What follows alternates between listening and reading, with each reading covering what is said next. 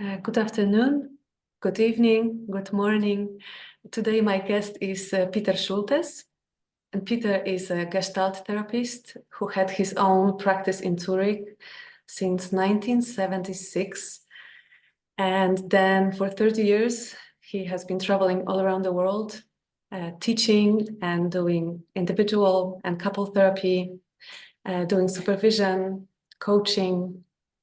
And he really has traveled all around the world with that, even to China and Bolivia and to Poland.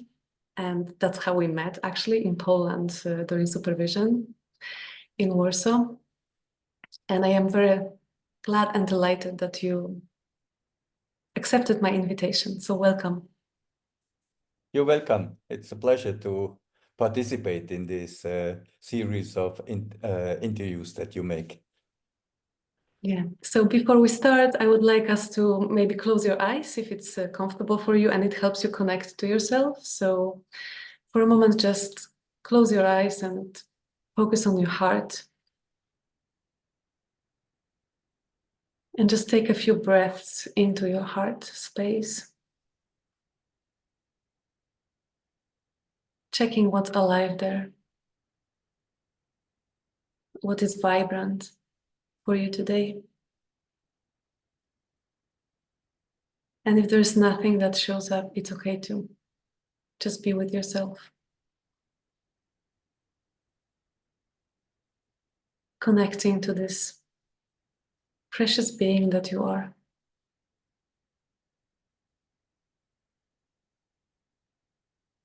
And from this space, maybe think about your day and find something that you're grateful for today.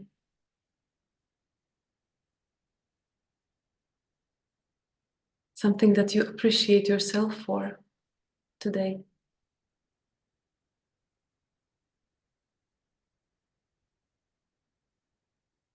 And if you cannot find anything, it can be just your breath, just the fact that you are alive.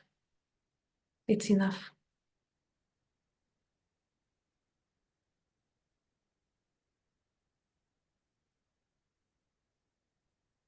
So I invite our full presence into that space. I invite joy, wisdom, love, all those qualities that make life beautiful.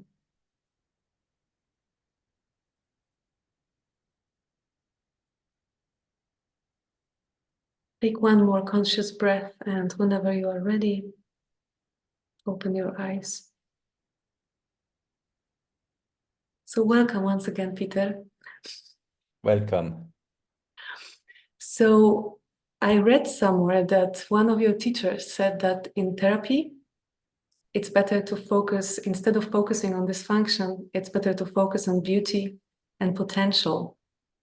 And it touched me when I read that. So is it something that you apply in your work? Yes, I really do. This was from Joseph Sinker. I heard that. He was mentioning that it's important to always look for the beauty, even if there are some horrible stories that people tell you about what they have lived through. Look for the beauty in how they tell it, how they managed, how they survived it. And so this is an aesthetic aspect of psychotherapy that I think it's quite important. So tell me why you became a Gestalt therapist, why you became a therapist and why this modality? Yeah, I already was occupied in high school with psychology. I was interested in the Jungian approach, in the Freudian approach. And then during university, I went to a congress in group psychotherapy where somebody presented Gestalt therapy. And then I thought, wow, that sounds good. And one of my teachers at university, he invited me to join a therapy group in Gestalt therapy. He himself had never an education in Gestalt therapy. He just read the book Gestalt Therapy verbatim. and he tried to apply that. So it was a bit scary like this, but this was my entrance, and I just felt it fits to me. I was interested in existential philosophy and in phenomenology already as a student, and I was bored about just um, having scientific education on research or theories. I wanted to see that explain how people behave. I wanted to find something how people meet, and in that way come into a process of therapy. And with Gestalt therapy, I thought this really fits to me. And I never had the idea that I should change. Yes. Beautiful. Yeah. So what is so special about Gestalt therapy? If you were to tell that someone that doesn't know anything about Gestalt, like what's so significant and so characteristic about Gestalt? Well, I think the most important thing is that we just look at how somebody is, and we are interested in finding contact to other people. And it's an approach that allows very soon to come to the essential points that somebody is suffering on or dealing with, looking for solutions. And the way is to always to see what happens in the here and now in the therapeutic relation and connect this with the outside world, with the background that the client brings into therapy. Maybe this is a short way of describing what we are doing. Maybe something about the word Gestalt, because Gestalt is a special term. And, you know, originally it comes from the world of theater, the Gestalt. Hmm. And so it's a figure that appears in a theater or in a novel. And out of that, some psychologists then use this word to study how we are perceiving the world, we human beings. And they found out, and this was not connected to psychotherapy at all. It was more a theory of how we see the world. And then they found out some laws that we always look for something uh, whole, for a figure, for a gestalt, that we can connect something. And that's how we are oriented in the world. We look for things that we already know. This gives us then a feeling of we feel safe here, or oh, we need to be cautious here, connected with the gestalt from our life that comes up. And so the Gestalt is a German word, and it cannot be translated. That's why all over the world, in all languages, they use the term Gestalt. Okay. It So means a whole. It means a figure, a whole, which includes optical way of seeing, but includes also the dimension of emotions that is connected with what I see or what I hear.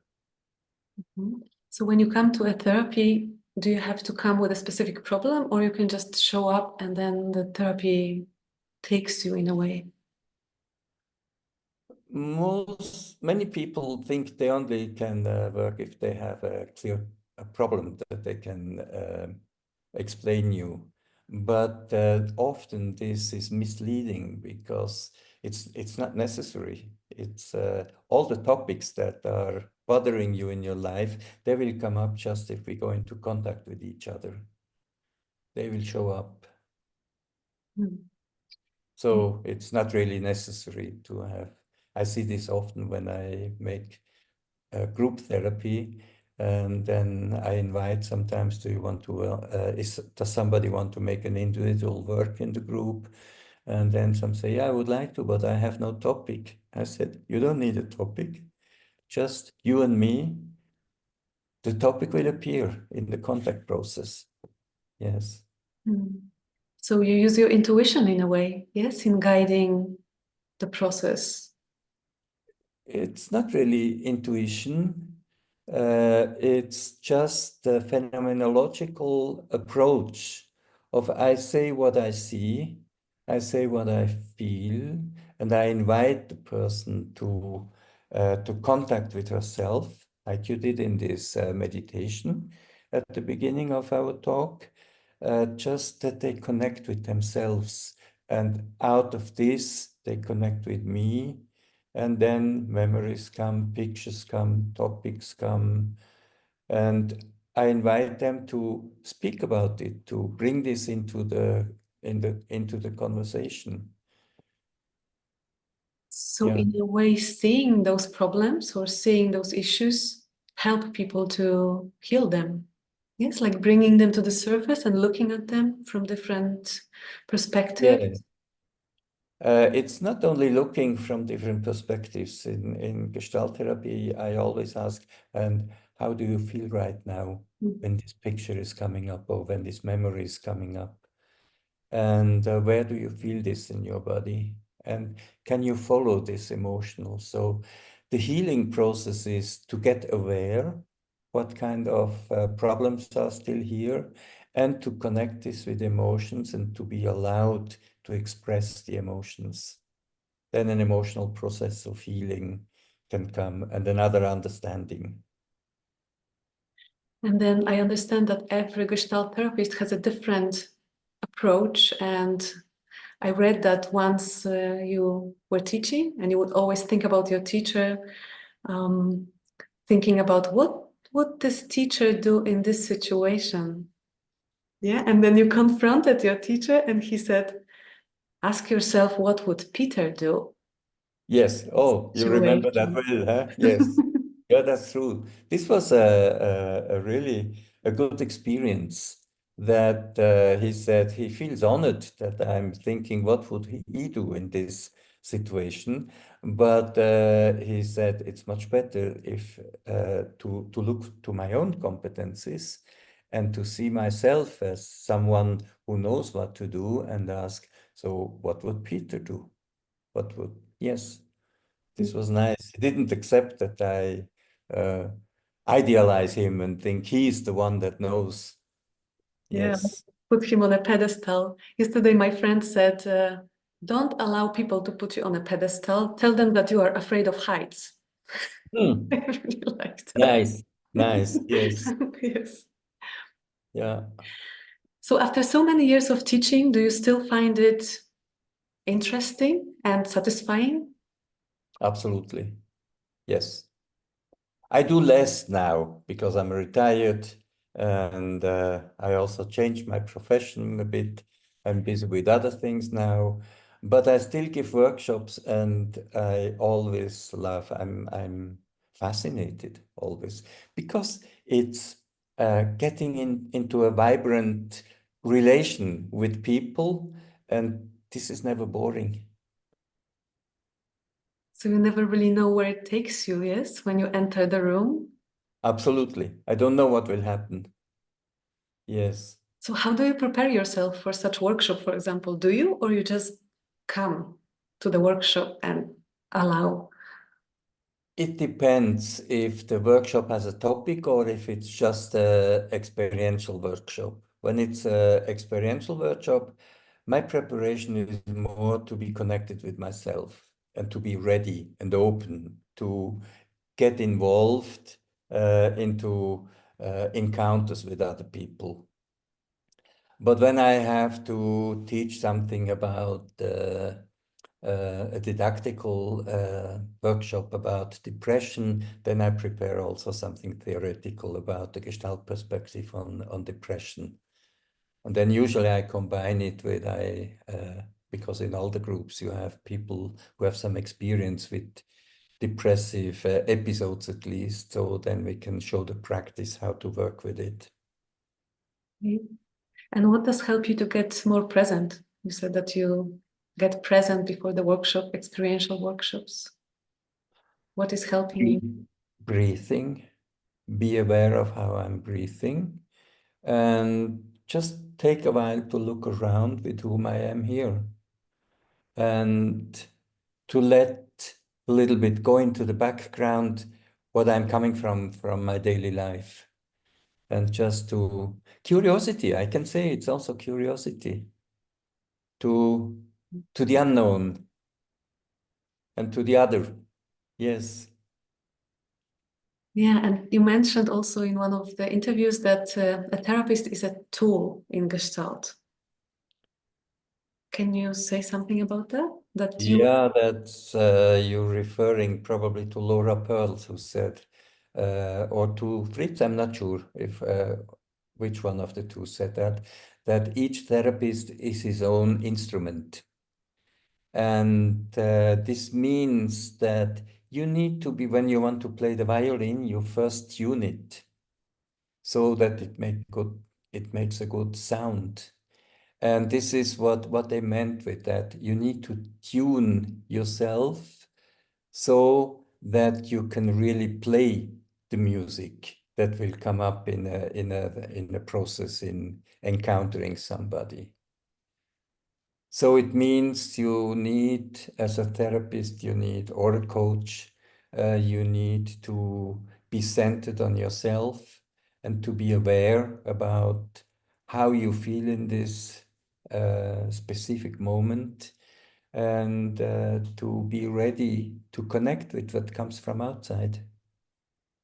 This is the meaning of that the therapist is his own tool. Yes. Mhm. And do you feel that it's possible to like learn therapy in school and then be a good therapist, or what does it take to become a good therapist? Well,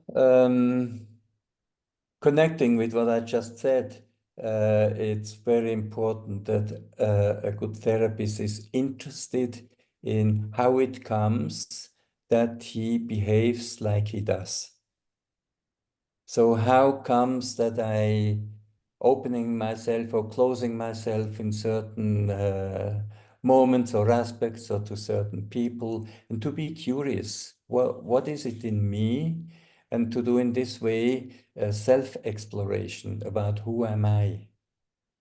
And what is my background? What brought me to here? And always to be then ready also to see, because all the topics that clients bring, they touch you in something that you also have been. Everybody had a mother, everybody had a father, or if it was missed, everybody had someone to miss or whatever.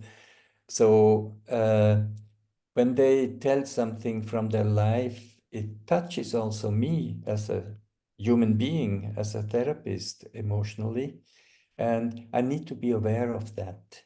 And if I have gone through my process of solving the conflicts with my parents or with whatever, or my topics with how I react when I'm angry or and to find out what are the triggers that make me feel angry. The more I know about myself, the less I mix it up with the patient. Then I can see, oh, this is the patient's and this is mine. There's something similar, but there is also a difference. And this difference is important, to keep a boundary and not to go together and think, oh yeah, I know your problem. No, how can I know your problem? So how did you do your own exploration? Was it through your own therapy? Yes, my own therapy. So in all the educationals at in Gestalt therapy, also in other modalities, I think the first one was the psychoanalytic therapies. The person that wants to become an analyst, he needs to undergo his own analysis. The person that wants to become a psychotherapist, he needs a Gestalt therapist, he needs to undergo his own Gestalt therapy, his own psychotherapy. Yes. And did you have this therapy only at the beginning when you were learning your art or craft or science? I don't know how to call that because it's all mixed up. It's I art and was science, I'd I say. was looking for that because I was really tired of just getting theoretical models. I wanted to know how it is. So the first therapy approach I made, I went to a psychoanalytic, but he was not orthodox, he was more modern. And I thought this might be the right approach for me because at that time I was still interested in that. And but then I thought, no, it's not contactful. What we are doing is not contactful. It's good. I have somebody to talk. It's focused on my topics, but something was missing. And then and then I was forced or asked when I started an educational program in Gestalt Therapy, I had to look for a personal therapist in Gestalt Therapy. This was from the beginning. Yes, it's one of the first things that you have to look for your personal therapist. Mm. So when Yes. was the last time you went to therapy? Like your personal therapy? To my personal therapy, this was about 11 years ago, 10 years ago, something like that, after the death of my wife. Mm. I came again in quite a crisis and I fell in love to someone. I got disappointed there. And then it's like the new future that I thought is building up. It looked like the ground below beyond my feet is falling apart. And so I really went into a serious depression. So I was talking with myself, then I said, Peter, look, if I observe what you are suffering on, then I would, and you would be another person, I would recommend you to go to psychotherapy. So I said, okay, I will look for somebody. But it was a little bit difficult because in Switzerland, I was quite famous already. Too many people knew me, so I could not go to a Gestalt therapist. It was impossible. So I found again somebody who was an open-minded psychoanalytic therapist. And this was a good experience with him. Yes. So you said that it was after your wife died, and then you met someone, and this crumbled down. Like, so it wasn't really the grief that you were going to therapy with, yes, but this new, like new life building, and then that collapsing. So it's like double grief, actually, maybe. Right. Right. It was double grief. Then it came up that also the grief of having lost my wife, and also in the background of having lost my parents in earlier times. So yeah, it was quite a lot of grief that had to be handled with. And and of course, we were about 40 years together, my wife and me. And then the last half year we knew that she will not survive. So we had both of us a chance to prepare to let go each other. But of course, I was in a kind of a role of supporting her to continue living. And in the moment when she died, I didn't even notice that this is dying now.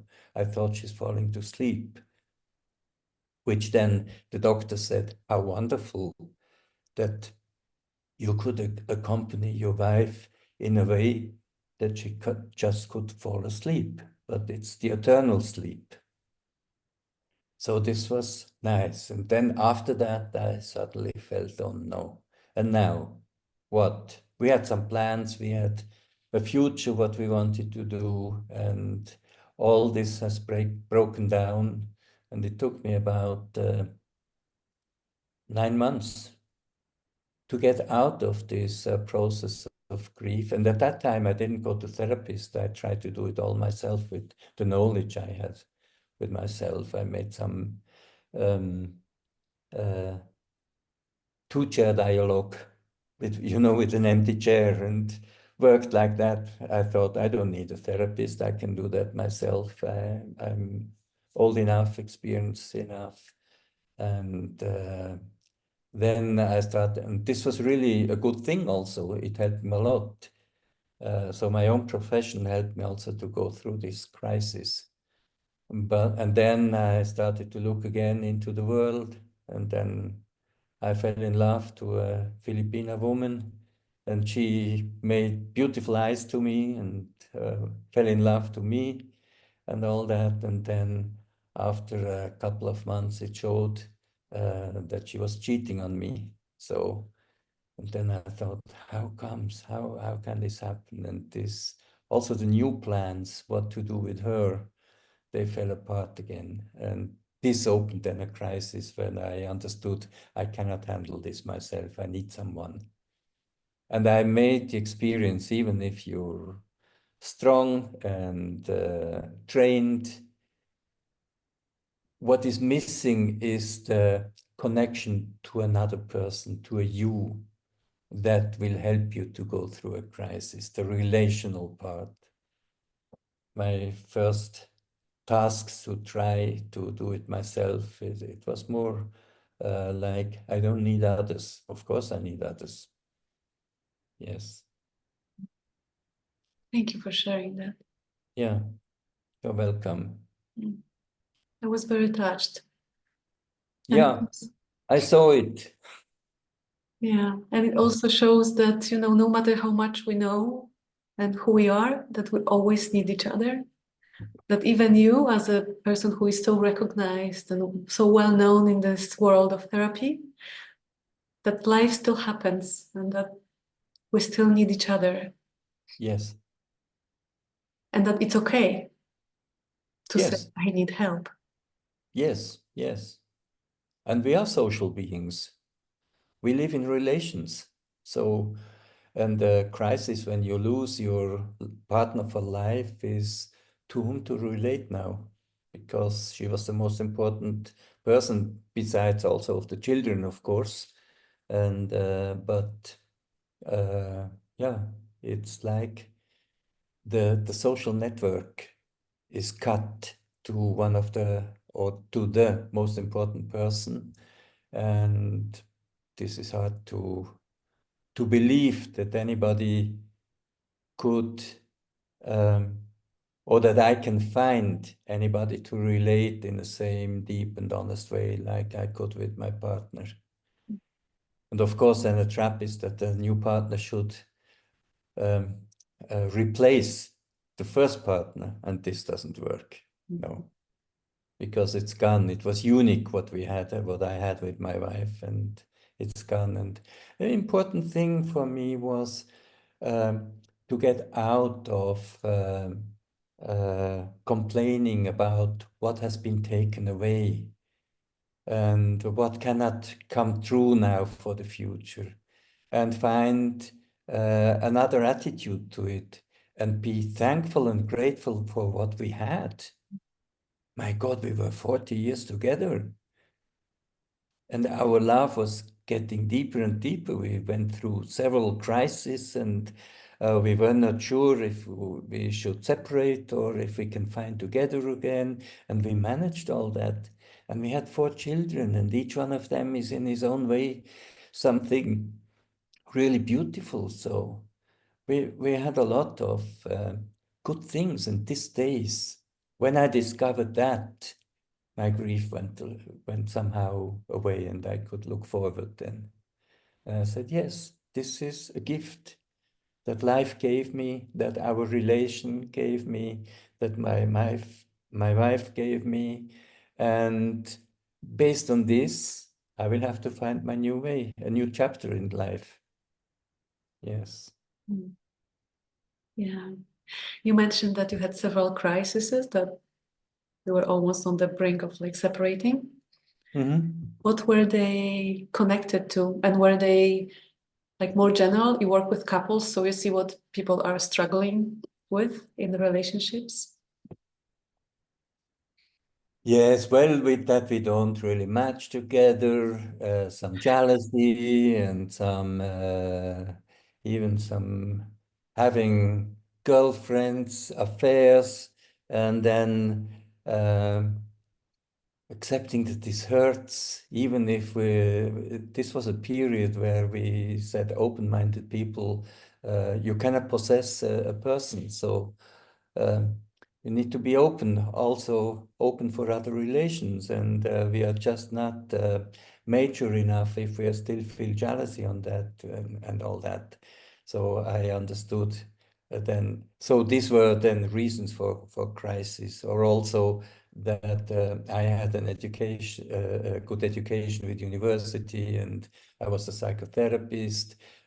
People acknowledged me. I was somebody in the social and professional world, and she was most of the time a mother at home without.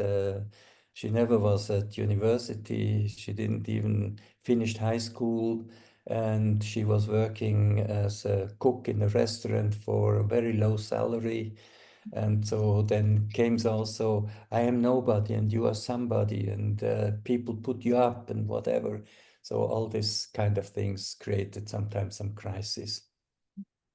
I'm not enough for you, and or then that she said, I need to find my own way, and whatever. This happens in all relations, I think, over Yes. time. Yes.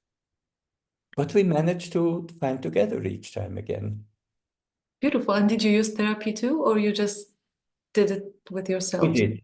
We did. And we also have 4 children. 2 were from the first marriage that my wife had, and the other 2, the younger 2, are our common um, children. And this was also a difficult situation that I needed to understand 2 family systems in one family system. Mm.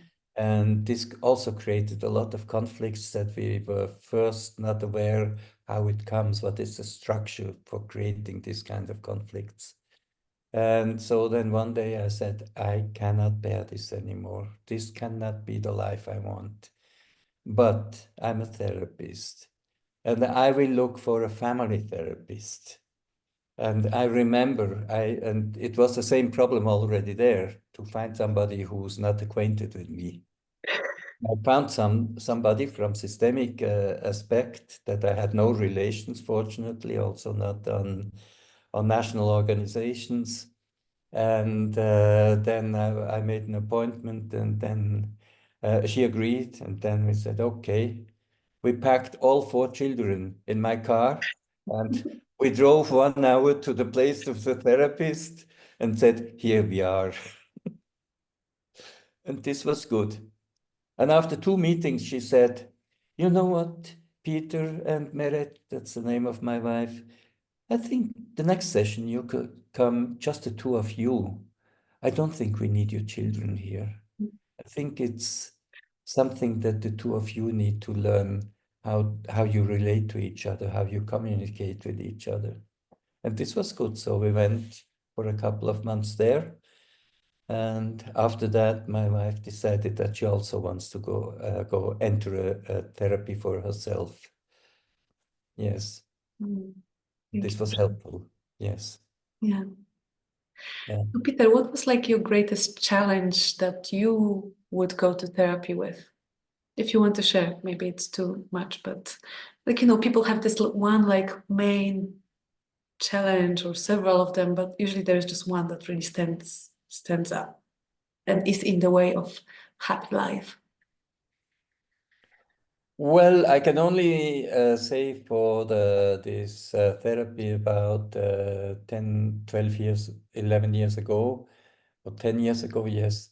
There it was that I understood that my world has broken down.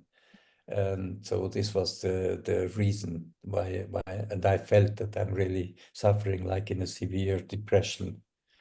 And I had all enough clinical knowledge to know that this is a clear depression. Mhm. Yes.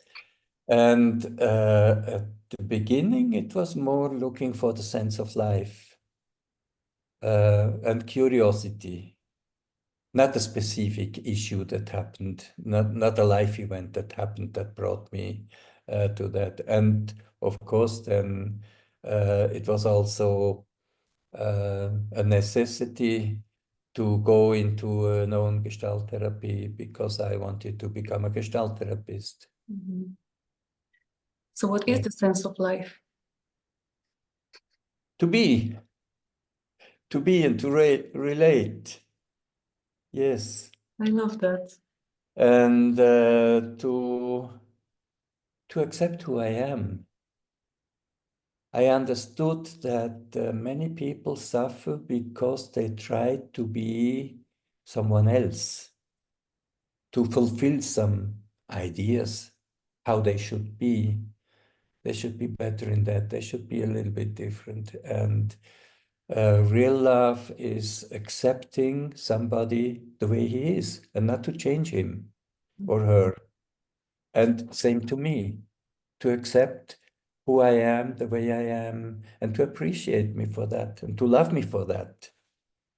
And I think this is the process of growing. Become the one that you are. And this is also the humanistic goal that all humanistic psychotherapy approaches, they share this. It's to become the person that you are. So do you feel that you accept yourself and love yourself at this stage of your life? Not always. It's an ongoing process always. Then to find again, hey, Peter, what are you trying to be someone else again? No, you're the one that you are, and it's okay. Just do your things.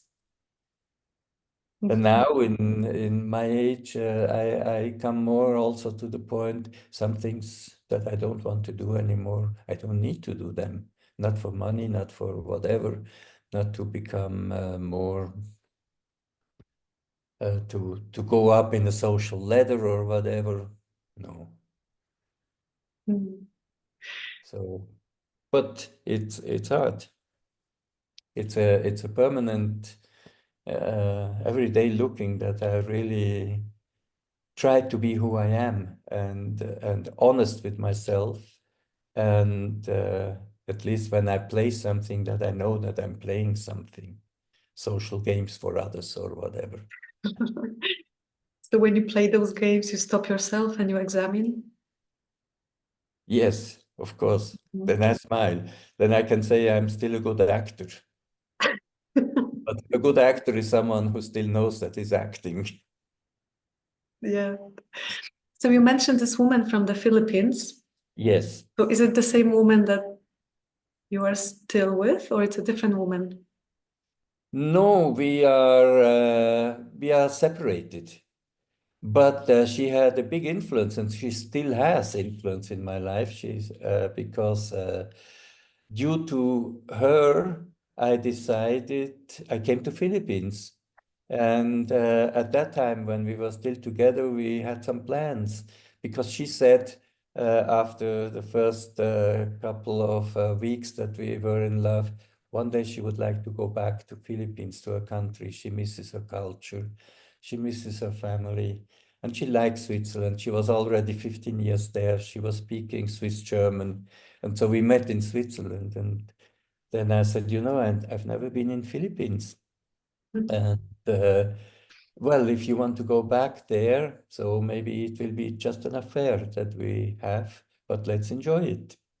And I will let you go then, because this is not in my planning to move to Philippines. But of course, I'm curious to learn something about your country. When you're there, I will for sure come to visit you. And she was there for about 6 or 7 weeks. And I said, this is too long separation. I need to, for for a couple falling freshly in love, I said, okay, I will take 2 weeks off and I will come to visit you. And then I discovered Philippines. And I discovered that I like these people and I like this country. And it reminded me very much to a period in my childhood. At the age from 4 to 10, I was brought up in India. And I've never been back there. But when I was in Philippines, so many memories came.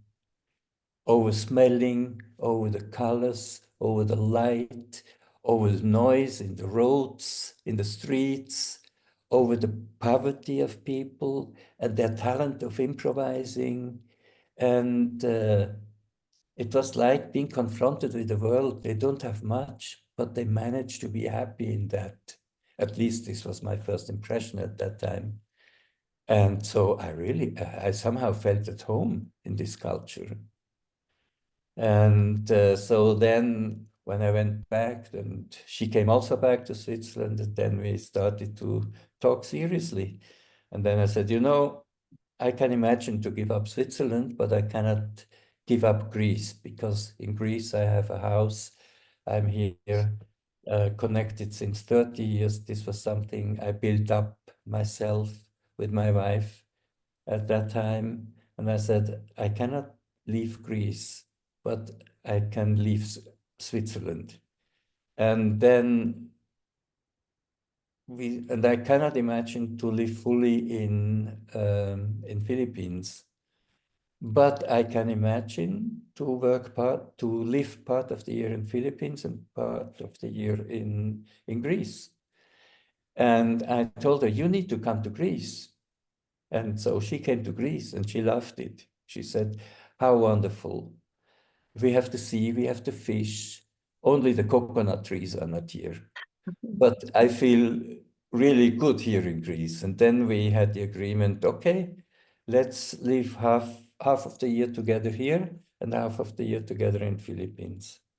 But then when we started in Philippines to build a hotel there and a restaurant, she got more and more involved in that. She said, I cannot leave that. I cannot leave this to others and be with you in Greece. I said, well, but I told you I cannot leave Greece. I can leave Switzerland, but not Greece. Mm.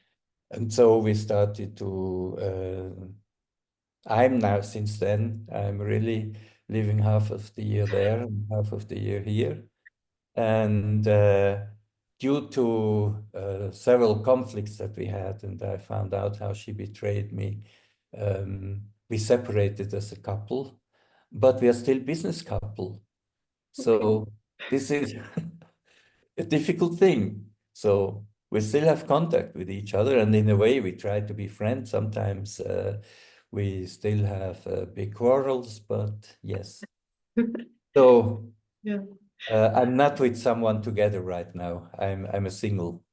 But it's very courageous that you moved to Philippines. Yeah, like totally different culture, totally different place from Switzerland to Philippines. That's a Yes. big step. Yes, it is. Hmm. It is.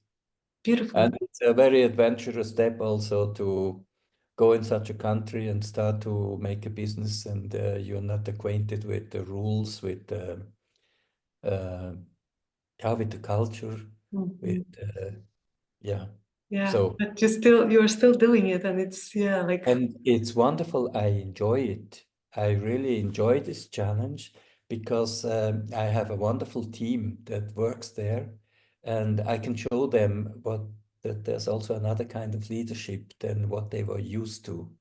And it it's so nice to support them in their development and to feel how they react to me for that.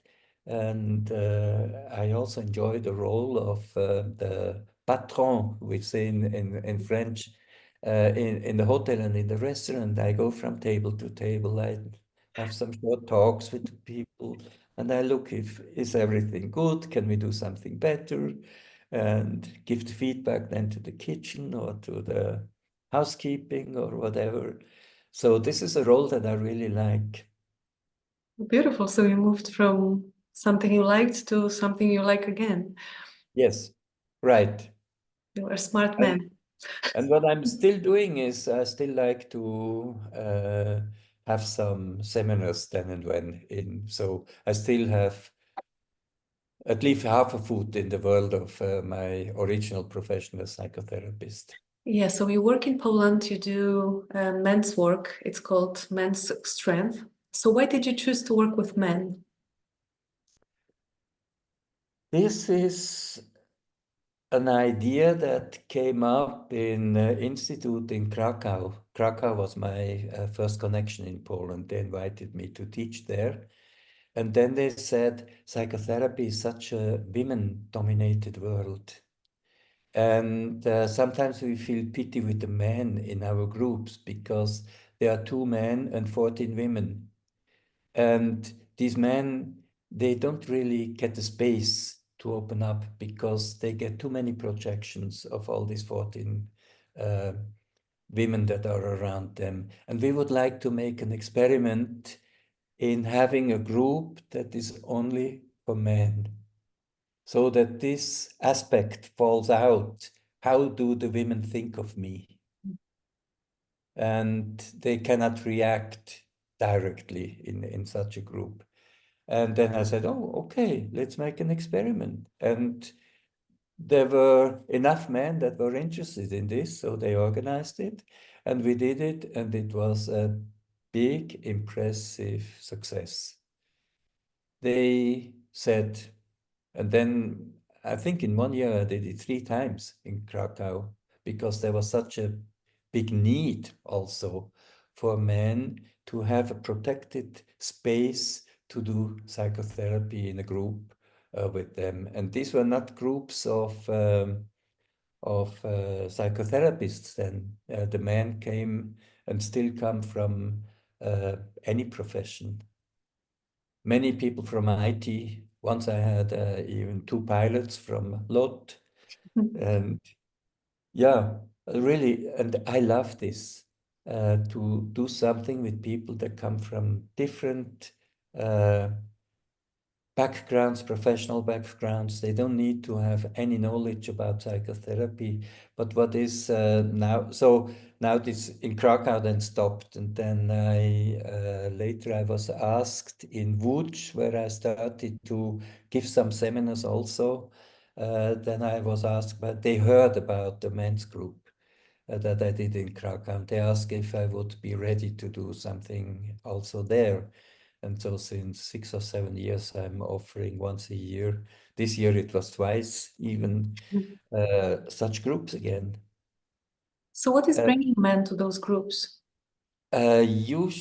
the first thing was interesting in Łódź. So the female Gestalt therapists sent their husbands.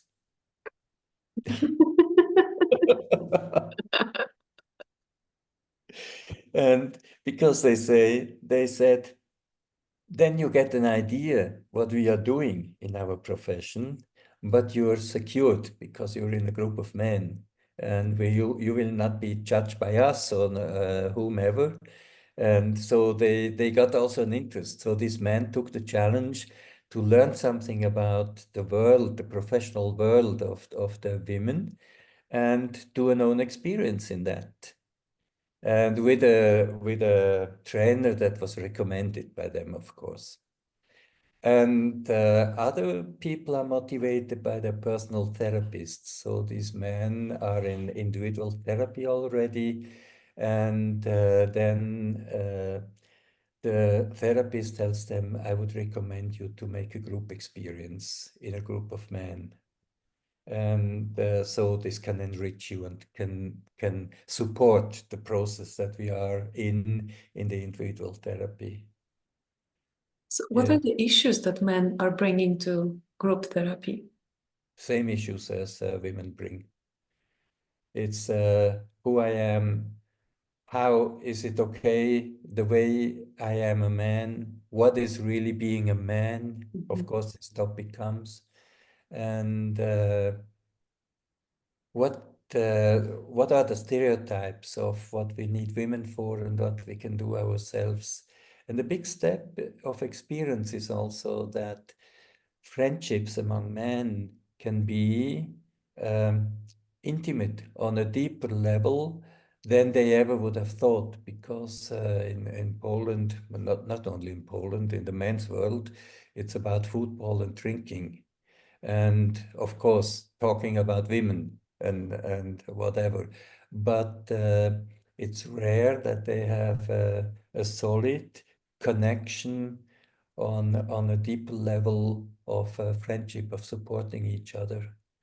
And this is what impresses people most, that with this approach of Gestalt therapy, usually the first day already, they are on a level that they didn't expect that this is possible, how to connect and to open up. And I keep on protecting this setting of only men. Even the translator, he needs to be a man. If it would be a woman, it would destroy everything. So it's really that men can be together supportive to each other, and that men also can cry. Men don't have to be the Indians, never touched, or then always stiff and know a solution or whatever. They can be desperate. They can show their weakness. And within the group, then they experience that other men don't laugh about them for that. They support them and they share. So it's a lot of sharing that is going on. I was impressed when I heard from the first group in Krakow that I made, the first men's group. They were meeting without me. They continued to meet once a year as a group. They just told their families, listen, this is the men's weekend now. And they organized themselves. And this over, for sure, 8 years. I don't know if they still do it. Wow, So it was beautiful. really something creating men's friendships also that supported them and continuously. Yes. So what you share is mostly about acceptance and love. Yeah, Yes. that's Yes. what's healing. Yes. And of course, there come a lot of topics. They don't have the model to be a good man, a good father. There was violence in the family. There was alcohol abuse in the family, or the father was never here because he was working abroad. And then this missing a father, or also with mothers.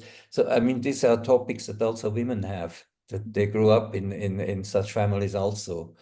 But the specific thing is that the men feel good and they dare to open up how they suffered and not and can let go this idea that they need to be different than how they are. They can learn to accept them more in the way they are. They also can start to understand how they became what they are. Mm. Yes. And this is a really satisfying work. I That's will what I never get wanted to tired ask. of Yes, like what does it give to you? Like what's it. Yeah, it's really the nice. For me myself, I think, oh, I still can do something that moves people, that brings it to them. I also getting touched in issues of my life again as a man, becoming a man. And I think this makes sense. So sense of life is being in meaningful relation. Mm. This is possible with in such groups. The sense of life is being in meaningful connections, relationships. Yes, I would say so. Does this sound Mhm. Very much special? so. It sounds beautiful. I don't know if it's for everyone, but for me for sure, that's the meaning of life and why I am Yeah. here. Mhm. Yes. I think that doing those interviews is about that too, about Yes. connection with the person I'm Yes. talking, but also with the people who are listening. Yes. And if this can have an impact, that's beautiful. Yes. Yes. So what else brings you joy besides those connections, meaningful connections? Well, I'm here. I have so many moments of joy here in Greece when I live alone here. I have a big house, a big garden, and I can look directly to the sea. Mm. And this is so peaceful and so inspiring. I sometimes say, what do you want more? It's such a nice place on earth. And yeah, and I learned to cook myself because before this was the job of my wife. She was a very good cook and she didn't allow me. I wanted to learn from her, but we came into troubles until I understood that I should not take away her specialty. So, but when she got severely ill, and I had to learn to help myself. Mm. Yes. And this also gives me joy. Sometimes I just go to the kitchen. I think, oh, I should eat something. No, I feel hungry, but what do I want? And I improvise. And this I got from my wife. She was an improvising cook with intuition. And most of the time, I'm very happy with what I get. It's a creative process also. Nice. Yes. Okay, Yeah. so is there anything that you would like to add at the end?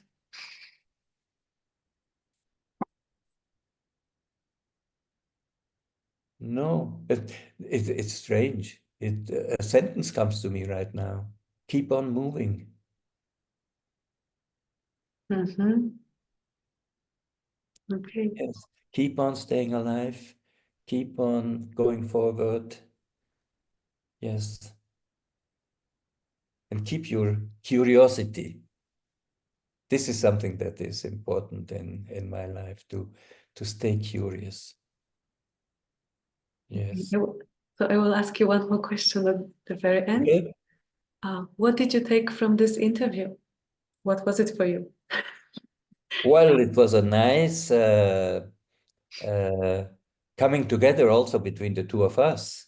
I didn't expect it to be like that. At the beginning, you remember I said, what, a full hour? What will we talk a full hour? And it went like a flow. Yes. We were emotionally touched. Nice. Yeah. And I think that's like the question that you'd ask at the end of a session, yes, or at the end of the therapy. Like, Yes. what did you take Yes. from? Yes. How was it for you? Yeah. Yes. Yeah. Okay, so I ask, So what did you take out of it? What do you take out of it? I take out a lot of knowledge about Gestalt. Okay. I take out those moments of being touched. Yes. I take out that the meaning of life is meaningful connections and relationships. Yeah. Yeah. And Nice. curiosity and courage. Yes. Yes. Yeah. Okay, so Okay. if you feel Yes. like it, you can close your eyes again for a moment Okay. and just take a few breaths into that space that has been created, that has been moved. And feel your heart again. See what is alive in your heart right now after this hour. And I want to express gratitude for all the emotions that we have, all the feelings, life that is flowing through us, all the beauty that we are experiencing, all the connections that we can have, and all the mystery that's unfolding and continues to unfold. And life just becomes richer thanks to that when we're open to this mystery. And I am grateful for that.